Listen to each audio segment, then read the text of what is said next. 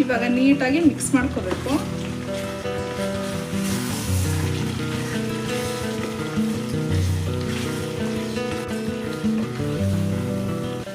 Chilli chicken ರೆಡಿಯಾಗಿದೆ. Hi friends, ಎಲ್ರಿಗೂ ನಮಸ್ಕಾರ. ಇವತ್ತು ಡಿಫ್ರೆಂಟ್ ಆಗಿ ಚಿಲ್ಲಿ ಚಿಕನ್ನ ಹೇಗೆ ಮಾಡೋದು, ರೊಟ್ಟಿ, ಚಪಾತಿ, ಪೂರಿಗೆ, ದೋಸೆಗೆ, ಹಾಗೇನೆ ಇಡ್ಲಿಗೂ ಚೆನ್ನಾಗಿರುತ್ತೆ, ಗೀ ರೈಸ್ಗೂ ತುಂಬ ಚೆನ್ನಾಗಿರುತ್ತೆ. ನೀವು ಒಂದ್ಸರಿ ಟ್ರೈ ಮಾಡಿ, ಟೇಸ್ಟ್ ಮಾಡಿ, ಹಾಗೆ ಹೇಗಿತ್ತು ಅಂತ ಕೂಡ ಕಮೆಂಟ್ ಮಾಡಿ. ಇವತ್ತು ನಾನು ಮಾಡ್ತಾ ಇರೋಂಥ ಒಂದು ಡಿಶ್ ಯಾವುದು ಅಂತ ಅಂದರೆ ಚಿಲ್ಲಿ ಚಿಕನ್ ಮಾಡ್ತಾ ಇದ್ದೀನಿ. ಚಿಕನ್ ಚಿಲ್ಲಿಗೆ ಬೇಕಾಗಿರೋಂಥ ಇಂಗ್ರೀಡಿಯೆಂಟ್ಸ್ಗಳೇನಂತ ಅಂದರೆ 1.5 ಕಟ್ಟಷ್ಟು ಕೊತ್ತಂಬರಿ ಸೊಪ್ಪು ಹಾಕೊಂಡಿದ್ದೀನಿ. ನಾಟಿ ಕೊತ್ತಂಬರಿ ಸೊಪ್ಪು ತೊಗೊಂಡ್ರೆ ತುಂಬ ಚೆನ್ನಾಗಿರುತ್ತೆ. ನನಗೆ ನಾಟಿ ಕೊತ್ತಂಬರಿ ಸೊಪ್ಪು ಸಿಕ್ಕಿಲ್ಲ, ಹಾಗಾಗಿ ನಾರ್ಮಲ್ ಆಗಿ ಕೊತ್ತಂಬರಿ ಸೊಪ್ಪನ್ನ ತೊಗೊಂಡಿದ್ದೀನಿ. 1.5 ಕಟ್ಟಷ್ಟನ್ನ ತೊಗೊಂಡು ಇದನ್ನ ತೊಳೆದು ಇಟ್ಕೊಂಡಿದ್ದೀನಿ. ಹಾಗೆ 1 ಹಿಡಿಯಷ್ಟು ಗೋಡಂಬಿ ತೊಗೊಂಡಿದ್ದೀನಿ. ಗೋಡಂಬಿ ಹಾಕೊಳ್ಳೋದ್ರಿಂದ ಎಕ್ಸ್ಟ್ರಾ ಟೇಸ್ಟ್ ತುಂಬ ಚೆನ್ನಾಗಿರುತ್ತೆ, ಹಾಗೆ ಥಿಕ್ನೆಸ್ ಕೂಡ ಕೊಡುತ್ತೆ. ಒಂದು ಅರ್ಧ ಈರುಳ್ಳಿ ಅಷ್ಟಾದ್ರೆ ಸಾಕು. 1-2 ಇಂಚಷ್ಟು ಶುಂಠಿ, ಹಾಗೆ ಚಕ್ಕೆ ಲವಂಗ ತೊಗೊಂಡಿದ್ದೀನಿ. 1-2 ಇಂಚಷ್ಟು ಚಕ್ಕೆ, 4 ಲವಂಗ, 3 ಗೆಂಡೆ, ಸಣ್ಣದು ಗೆಂಡೆ, ನಾಟಿ ಗೆಂಡೆ ತೊಗೊಂಡಿದ್ದೀನಿ. ನಾಟಿ ಗೆಂಡೆ ಬೆಳ್ಳುಳ್ಳಿ ತುಂಬ ಚೆನ್ನಾಗಿರುತ್ತೆ, ಒಳ್ಳೆ ಟೇಸ್ಟ್ ಕೂಡ ಇರುತ್ತೆ. ಖಾರಕ್ಕೆ ಹಸಿಮೆಣಸಿನ್ಕಾಯಿ ತೊಗೊಂಡಿದ್ದೀನಿ, ಸ್ವಲ್ಪ ಜಾಸ್ತಿನೇ ತೊಗೊಂಡಿದ್ದೀನಿ. ನಿಮ್ಗೆ ಎಷ್ಟು ಬೇಕಷ್ಟು ನೋಡಿ ಹಾಕೊಳ್ಳಿ. ನಾನು ಸ್ವಲ್ಪ ಖಾರನ ಜಾಸ್ತಿ ತೊಗೊಂಡಿದ್ದೀನಿ. ಹಸಿಮೆಣಸಿನ್ಕಾಯಿ ಸ್ವಲ್ಪ ಖಾರ ಇರುತ್ತೆ, ಈ ಥರ ಮೆಣಸಿನ್ಕಾಯಿ ಆದರೆ ಒಳ್ಳೆ ರುಚಿ ಕೂಡ ಇರುತ್ತೆ. ಹಾಗೆ 1 ಟೊಮೊಟೊ ತೊಗೊಂಡಿದ್ದೀನಿ. ಹಾಗೆ ಇಲ್ಲಿ 4 ಗೆಂಡೆಯಷ್ಟು ಈರುಳ್ಳಿ ತೊಗೊಂಡಿದ್ದೀನಿ, ಮೀಡಿಯಂ ಸೈಜಷ್ಟು. ಇದನ್ನ ತೆಳುಗೆ ಹೆಚ್ಚಿಟ್ಕೊಂಡಿದ್ದೀನಿ. ಈ ರೀತಿ ತೆಳುಗೆ ಹೆಚ್ಚಿಟ್ಕೊಂಡ್ರೆ ತುಂಬ ಚೆನ್ನಾಗಿರುತ್ತೆ. ಹಾಗೆ ಮತ್ತೆ ಹಸಿಮೆಣಸಿನ್ಕಾಯಿ, ಇದು ಒಗ್ಗರಣೆಗೆ. ಈರುಳ್ಳಿ ಮತ್ತು ಹಸಿಮೆಣಸಿನ್ಕಾಯಿ ಲಾಸ್ಟಲ್ಲಿ ಒಗ್ಗರಣೆ ಹಾಕೋಬೇಕು, ಹಾಗಾಗಿ ಇದನ್ನು ಲಾಸ್ಟಿಗೆ ಉಪಯೋಗಿಸ್ತೀವಿ. ಹಾಗೆ ಒಂದು ಬಾಣಲಿನ ಬಿಸಿಗಿಟ್ಕೋತಾ ಇದ್ದೀನಿ. ಬಾಣಲಿ ಬಿಸಿ ಆಗಬೇಕು.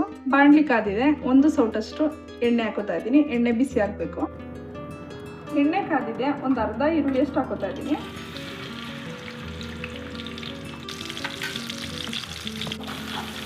ಈರುಳ್ಳಿ ಸ್ವಲ್ಪ ಗೋಲ್ಡನ್ ಬ್ರೌನ್ ಬರೋತಂಕ ಫ್ರೈ ಮಾಡ್ಕೋಬೇಕು. ಇಲ್ಲಿ 1 kg ಅಷ್ಟು ಚಿಕನ್ ತೊಗೊಂಡಿದ್ದೀನಿ. ಒಂದು 4ರಿಂದ 5 ಸರಿ ನೀಟಾಗಿ ತೊಳೆದಿಟ್ಕೊಂಡಿದ್ದೀನಿ. ಮೀಡಿಯಂ ಸೈಜಲ್ಲಿ ಚಿಕನ್ನ ಕಟ್ ಮಾಡಿಸಿದ್ದೀನಿ. ತೀರಾ ದಪ್ಪನೂ ಆಗಬಾರ್ದು, ಟೇಸ್ಟು ನೀಟಾಗಿ ಹಿಡಿಯಲ್ಲ. ಉಪ್ಪು ಖಾರ ಹಿಡಿಬೇಕು ಅಂದರೆ ಮೀಡಿಯಂ ಸೈಜಲ್ಲಿ ಚಿಕನ್ನ ಕಟ್ ಮಾಡಿಸ್ಕೋಬೇಕು. ಈರುಳ್ಳಿ ಗೋಲ್ಡನ್ ಬ್ರೌನ್ ಆಗಿದೆ, ಸಾಕಿಷ್ಟು ಫ್ರೈ ಮಾಡಿಕೊಂಡ್ರೆ ಇವಾಗ ತೊಳೆದಿಟ್ಕೊಂಡಿರೋಂಥ ಚಿಕನ್ ಹಾಕೋತಾ ಇದ್ದೀನಿ. ನೀರನ್ನ ಸೋಸ್ ಹಾಕೋಬೇಕು.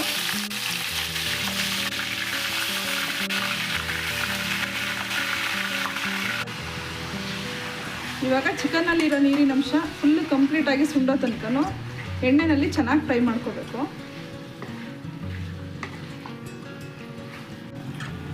ಈ ನೀರೆಲ್ಲ ಫುಲ್ಲು ಕಂಪ್ಲೀಟಾಗಿ ಸುಂಡಬೇಕು. ಅಲ್ಲಿ ತನಕನೂ ಚೆನ್ನಾಗಿ ಫ್ರೈ ಮಾಡ್ಕೊಂಡಷ್ಟು ತುಂಬ ಚೆನ್ನಾಗಿರುತ್ತೆ.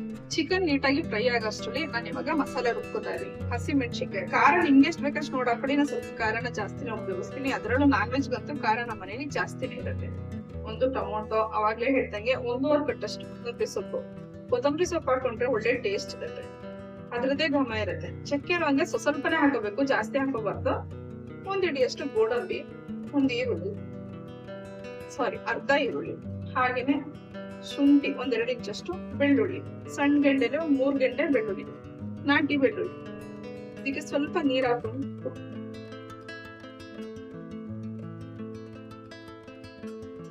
ನೈಸ್ ಆಗಿ ರುಬ್ಕೋಬೇಕು.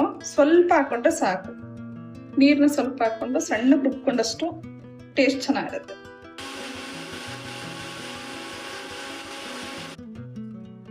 ನೋಡಿ, ಸಣ್ಣಕ್ಕೆ ಪೇಸ್ಟ್ ಮಾಡಿ ಇಟ್ಕೊಂಡಿದ್ದೀನಿ. ಈ ರೀತಿ ಆದ್ರೆ ತುಂಬಾ ಚೆನ್ನಾಗಿರುತ್ತೆ. ಕೊತ್ತಂಬರಿ ಸೊಪ್ಪು ಜಾಸ್ತಿ ಹಾಕೊಂಡಿರೋದ್ರಿಂದ ಕಲರ್ ತುಂಬಾ ಚೆನ್ನಾಗಿದೆ. ಸ್ವಲ್ಪ ಅರಿಶಿನ ಪುಡಿ ಹಾಕೋತಾ ಇದ್ದೀನಿ. ನೀರ್ ನೋಡಿ ಎಷ್ಟೊಂದು ಬಿಟ್ಟಿದೆ ಅಂತ. ಈ ನೀರೆಲ್ಲ ಕಂಪ್ಲೀಟ್ ಆಗಿ ಸುಂಡ್ಬೇಕು, ಅಲ್ಲಿ ತನಕ ಚೆನ್ನಾಗಿ ಫ್ರೈ ಮಾಡ್ಕೋಬೇಕು. ಅರಿಶಿನ ಹಾಕೊಂಡಿರೋದ್ರಿಂದ ನೀಟಾಗಿ ತಿರುಗಿಸ್ಕೋಬೇಕು. ಯಾವುದೇ ನಾನ್ ವೆಜ್ ಐಟಮ್ಗಳಿಗೂ ಅರಿಶಿನ ಪುಡಿ ಹಾಕ್ಲೇಬೇಕು.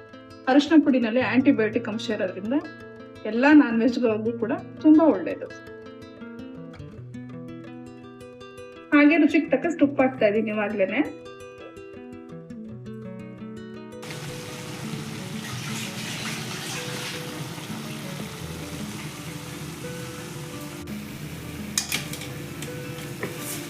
ಮತ್ತೆ ತಿರುಗಿಸ್ಕೋಬೇಕು. ಉಪ್ಪು ಹಾಕಿದ್ರು ಕೂಡ ನೀರು ಬಿಡುತ್ತೆ, ಸೊ ಹಾಗಾಗಿ ನೀಟಾಗಿ ನೀರು ಸುಂಡೋ ತನಕ ಫ್ರೈ ಮಾಡ್ಕೋಬೇಕು.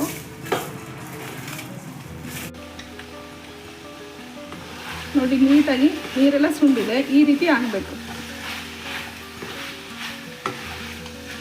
ನೀರಿನ ಅಂಶ ಕಂಪ್ಲೀಟಾಗಿ ಹೋದಾಗ ಏನಾಗುತ್ತೆ, ಟೇಸ್ಟು ತುಂಬ ಚೆನ್ನಾಗಿರುತ್ತೆ. ಚಿಕನ್ನಲ್ಲಿರೋಂಥ ವಾಸನೆ ಎಲ್ಲ ನೀಟಾಗಿ ಕಂಪ್ಲೀಟಾಗಿ ಹೋಗುತ್ತೆ. ಈ ರೀತಿ ಸೌಂಡ್ ಬರೋ ತನಕ ಫ್ರೈ ಮಾಡ್ಕೋಬೇಕು. ಎಣ್ಣೆ ನೋಡಿ ನೀಟಾಗಿ ಬಿಟ್ಟಿದೆ.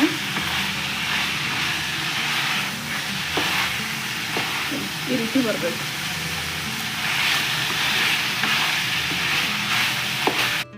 ಇವಾಗ ರುಬ್ಬಿಟ್ಕೊಂಡಿರೋಂಥ ಮಸಾಲೆ ಹಾಕೋತಾ ಇದ್ದೀನಿ.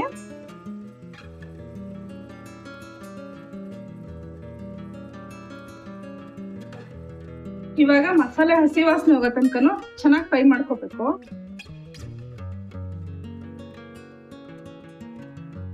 ಗ್ರೇವಿ ಜಾಸ್ತಿ ಬೇಕು ಅಂದ್ರೆ ಸ್ವಲ್ಪ ಕಾಯಿ ಕೂಡ ಸೇರಿಸ್ಕೋಬಹುದು, ತೆಂಗಿನಕಾಯಿನ.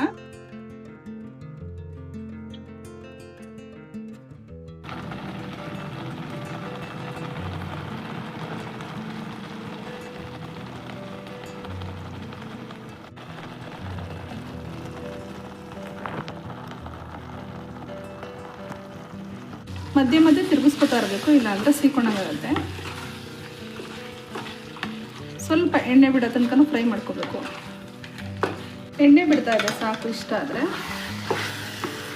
ಇವಾಗ ಸ್ವಲ್ಪ ನೀರು ಸೇರಿಸ್ಕೊತೀನಿ. ಜಾರಿಗೆ ಸ್ವಲ್ಪ ನೀರು ಹಾಕ್ಕೊಂಡಿದ್ದೀನಿ. ಇದರಲ್ಲಿರೋ ಮಸಾಲೆ ನೀರು ವೇಸ್ಟ್ ಆಗಬಾರ್ದು ಅಂತ, ಮಸಾಲೆ ವೇಸ್ಟ್ ಆಗಬಾರ್ದು ಅಂತ ಜಾರಿಗೆ ಸ್ವಲ್ಪ ನೀರು ಹಾಕ್ಕೊಂಡಿದ್ದೆ. ಅದೇ ನೀರನ್ನು ಹಾಕ್ಕೊಂಡು ನಿಮಗೆ ಗ್ರೇವಿ ಎಷ್ಟು ಬೇಕೋ ಅಷ್ಟು ನೋಡಿ ನೀರು ಹಾಕ್ಕೊಂಡು ಮಿಕ್ಸ್ ಮಾಡ್ಕೋಬೇಕು. ಒಂದು 20 ನಿಮಿಷ ಬೇಯೋದಕ್ಕೆ ಬಿಡಬೇಕು. ಇನ್ನೊಂದು ಸ್ವಲ್ಪ ನೀರು ಹಾಕೋತೀನಿ. ತೀರಾ ಗಟ್ಟಿಯಾಗಿದೆ, ಸ್ವಲ್ಪ ನೀರು ಹಾಕೋಬೇಕು.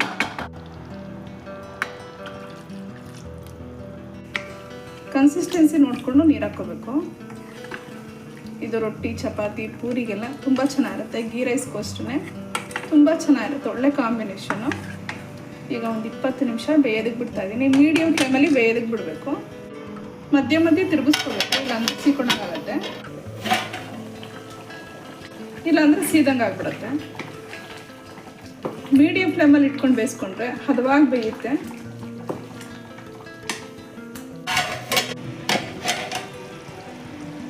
ಫ್ಲೇಮ್ ಸ್ವಲ್ಪ ಕಮ್ಮಿಲಿ ಇಟ್ಕೊಂಡಿದ್ದೆ. ಇನ್ನೊಂದು 5 ನಿಮಿಷ ಬೆಂದರೆ ಸಾಕು. ನಾನು ಇವಾಗ ಇದಕ್ಕೆ ಅಕ್ಕಿ ರೊಟ್ಟಿ ಮಾಡ್ಕೊತಾ ಇದ್ದೀನಿ. ಇನ್ನು 5 ನಿಮಿಷ ಬೇಯಿಸ್ಕೊಂಡ್ರೆ ಸಾಕು. ಇಲ್ಲಿ ಚಿಕನ್ ಬೇಯ್ತಾ ಇದೆ, ಪಕ್ಕದಲ್ಲೇ ಪ್ಯಾನ್ ಇಟ್ಕೊಂಡಿದ್ದೀನಿ. ಇವಾಗ ಮತ್ತೆ ಒಂದು ಸೌಟಷ್ಟು ಎಣ್ಣೆ ಹಾಕೊಂಡಿದ್ದೀನಿ. ಎಣ್ಣೆ ಹಾಕೋತಾ ಇದ್ದೀನಿ. ಎಣ್ಣೆ ಬಿಸಿ ಆಗಬೇಕು. ಎಣ್ಣೆ ಬಿಸಿ ಆಗ್ತಾ ಇದೆ. ಇವಾಗ ಹೆಚ್ಚಿಟ್ಕೊಂಡಿರೋಂಥ ಈರುಳ್ಳಿ ಹಾಗೆ ಹೆಚ್ಚಿಟ್ಕೊಂಡಿರೋಂಥ ಹಸಿಮೆಣಸಿನ್ಕಾಯಿ ಎರಡನ್ನೂ ಒಟ್ಟಿಗೆ ಹಾಕೋತಾ ಇದ್ದೀನಿ.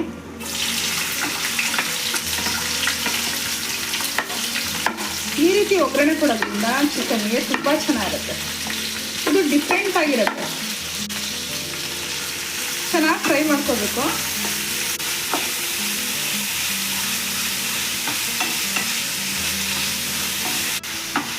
ಒಂದೆರಡು ನಿಮಿಷ ಫ್ರೈ ಮಾಡಿಕೊಂಡ್ರೆ ಸಾಕು. ಕೈ ಬಿಡದೆ ಫ್ರೈ ಮಾಡ್ಕೋಬೇಕು, ಯಾಕಂದರೆ ಒಂದು ಕಡೆ ಫ್ರೈ ಆಗಿ ಇನ್ನೊಂದು ಕಡೆ ಫ್ರೈ ಆಗಲ್ಲ. ಸೊ ಹಾಗಾಗಿ ಎಲ್ಲ ಕಡೆ ಫ್ರೈ ಆಗಬೇಕು ಅಂತ ಅಂದರೆ ತಿರುಗಿಸ್ಕೊತಾ ಇರಬೇಕು. ಚಿಕನ್ ಚಿಲ್ಲಿಗೆ ಮಸಾಲೆಗೂ ಸ್ವಲ್ಪ ಹಸಿಮೆಣಸಿನ್ಕಾಯಿ ಹಾಕಿದ್ದೀನಿ, ಹಾಗೆಯೇ ಒಗ್ಗರಣೆಗೂ ಕೂಡ ಹಾಕ್ಕೊಂಡಿದ್ದೀನಿ. ಇದರಿಂದ ಟೇಸ್ಟು ಚೆನ್ನಾಗಿರುತ್ತೆ, ಡಿಫ್ರೆಂಟಾಗಿರುತ್ತೆ. ರೊಟ್ಟಿ ಚಪಾತಿಗಂತೂ ಟೇಸ್ಟ್ ಅಂತೂ ಸೂಪರಾಗಿರುತ್ತೆ. ನೋಡಿ ಸಾಕು, ಇಷ್ಟು ಫ್ರೈ ಆದರೆ ಈ ರೀತಿ ಅದಕ್ಕೆ ಫ್ರೈ ಮಾಡ್ಕೋಬೇಕು. ಸ್ವಲ್ಪ ಫ್ರೈ ಮಾಡಾಕೊಂಡ್ಬಿಟ್ರೆ ಏನಾಗುತ್ತೆ ಅಂದರೆ ಈರುಳ್ಳಿ ಸ್ವಲ್ಪ ಸ್ವೀಟ್ ಅಂಶ ಅಲ್ವಾ, ಸಿಹಿ ಸಿಹಿ ಅನಿಸುತ್ತೆ. ಸೊ ಹಾಗಾಗಿ ಈ ರೀತಿ ಸ್ವಲ್ಪ ಫ್ರೈ ಆಗಬೇಕು. ಸ್ವಲ್ಪ ಗೋಲ್ಡನ್ ಬ್ರೌನ್ ಆದರೆ ಸಾಕು.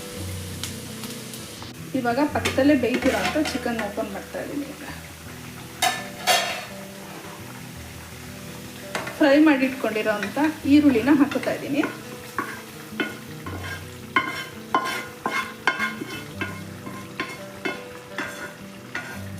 ಇದನ್ನ ಹಾಕೊಂಡು ಒಂದ್ಸರಿ ಮಿಕ್ಸ್ ಮಾಡ್ಕೋಬೇಕು. ನೋಡಿ ಎಷ್ಟು ಚೆನ್ನಾಗಿ ಕಾಣಿಸ್ತಾ ಇದೆ. ಇವಾಗ ನೀಟಾಗಿ ಮಿಕ್ಸ್ ಮಾಡ್ಕೋಬೇಕು.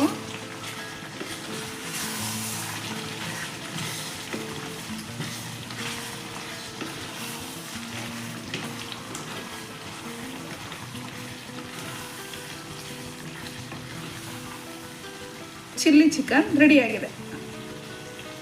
ಚಿಲ್ಲಿ ಚಿಕನ್ ರೆಡಿಯಾಗಿದೆ. ಇದ್ರ ಜೊತೆಗೆ ನಾನು ಅಕ್ಕಿ ರೊಟ್ಟಿ ಮಾಡ್ಕೊಂಡಿದ್ದೀನಿ. ನಾನು ಮಾಡಿರೋಂಥ ಈ ವಿಡಿಯೋ ಇಷ್ಟ ಆಯಿತು ಅಂತ ಹೇಳಿದ್ರೆ ಲೈಕ್ ಮಾಡಿ, ಶೇರ್ ಮಾಡಿ, ಕಮೆಂಟ್ ಮಾಡಿ, ಹಾಗೆ ನನ್ನ ಚಾನಲ್ಗೆ ಸಬ್ಸ್ಕ್ರೈಬ್ ಆಗಿ.